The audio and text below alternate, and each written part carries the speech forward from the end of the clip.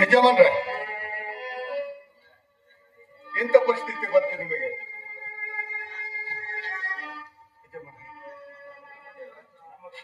ನಮ್ಮ ಗಣ ಸರ್ಕಾರ ಇವತ್ತು ಸ್ವತಂತ್ರಗೋಸ್ಕರ ನಿಮ್ಮ ಗುಣವನ್ನು ನೋಡಿ ಬಿಡುಗಡೆ ಮಾಡಿದೆ.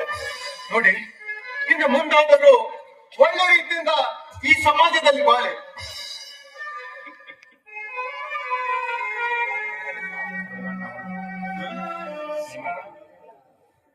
ನಿಮ್ಮ ಗಣ ಸರ್ಕಾರ ನಮಗೆ ಶಿಕ್ಷೆಯನ್ನು ಕಡಿಮೆ ಮಾಡ್ತು. ಆದ್ರೆ ಏನು ತಪ್ಪು ಮಾಡದ ನಾನು 20 ವರ್ಷಗಳ ಕಾಲ ಈ ಕತ್ತಲೆಯ ಕೋಣೆಯಲ್ಲಿ ನರಳುವಂತೆ ಮಾಡ್ತಲ್ಲ ನಿಮ್ಮ ಗಣ ಸರ್ಕಾರ. ಇದು ಯಾವ ನ್ಯಾಯ? ಇದು ಯಾವ ನ್ಯಾಯ? ಯಜಮಾನ್ರೆ, ಇದೆಲ್ಲ ವಿಧಿಲಿಖಿತವಾಗಿದೆ. ನೋಡಿ, ಹಕ್ಕವು ಕೂಡ ಹಾವಾಗಿ ಪರಿಣಮಿಸುತ್ತದೆ. ಹಾಗೆ ನಿಮಗೆ ಯಾವ ಸಾಕ್ಷಿ ಆಧಾರಿಲ್ಲದೆ ನೀವು 8 ವರ್ಷ ಜೈಲಿನಲ್ಲಿ ಕಷ್ಟಪಡಬೇಕಾಗಿ ಬಂತು. ಇದು ವಿಧಿಲಿಖಿತ ಅಲ್ಲ ಸರ್. ಇದು ವಿಧಿಲಿಖಿತ ಅಲ್ಲ ಸರ್. ಇದೊಂದು ಮೋಸದ ಸಂಚು. ನನ್ನ ದೇವತೆನ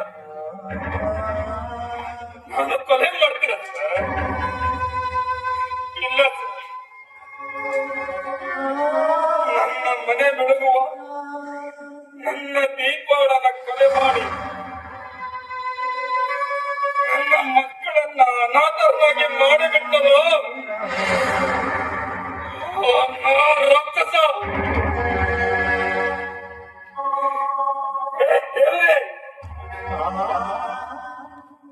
ನನ್ನಂತವನಿಗೆ ಶಿಕ್ಷೆ ಕೊಟ್ಟು ಅಂತ ದನ ಪಿಶಾಚಿಯನ್ನು ರಾಜಾರೋಷವಾಗಿ ಮೇರೆಯಲ್ಲಿ ಬಿಟ್ಟಿದ್ದಲ್ಲ. ನಾಚಿಕೆ ಆಗಲ್ವಾ ನಿನಗೆ? ನಾಚಿಕೆ ಆಗಲ್ವಾ?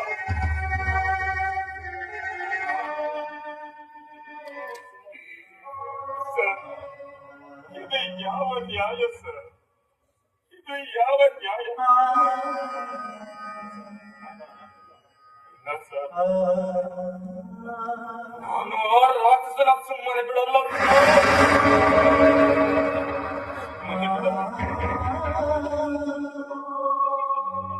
ಅದಕ್ಕಿಂತ ಮೊದಲು ನನ್ನ ಮಕ್ಕಳನ್ನ ನೋಡ್ಕೊಳ್ಬೇಕು. ನನ್ನ ಮಕ್ಕಳನ್ನ ಹುಡ್ಕೊಳ್ಬೇಕು ಸರ್. ನಾನಿಲ್ಲಿ ಬರ್ತೀನಿ ಸರ್. ಯಜಮಾನ್ರೆ, ಒಂದು ನಿಮಿಷ ನಿಂತುಕೊಳ್ಳಿ. ನೀವು ಇಲ್ಲಿ ಬರುವಾಗ ನಿಮ್ಮ ಜೊತೆ ಇದ್ದು ಈ ಹಳೆ ವಸ್ತುಗಳು ಹಾಗೂ ಇದನ್ನು ತಗೊಳ್ಳಿ. ಹಾಗೆ ಇದು ನಿಮ್ಮ ಫ್ಯಾಮಿಲಿ ಫೋಟೋ.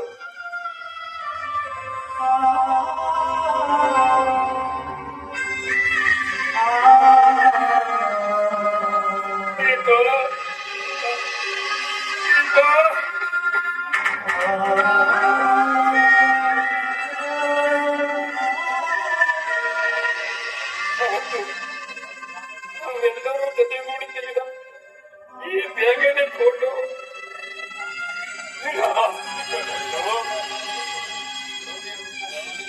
ಸೂರ್ಯ, ಸಿದ್ಧಾರ್ಥ್, ಎಲ್ಲಿದ್ದೀರಾ ಮಕ್ಕಳ? ನೀವು ಹೇಗಿದ್ದೀರಾ? ನಿಮ್ಮ ತಂದೆಯನ್ನ ಸರಿಸಲಿದ್ರು.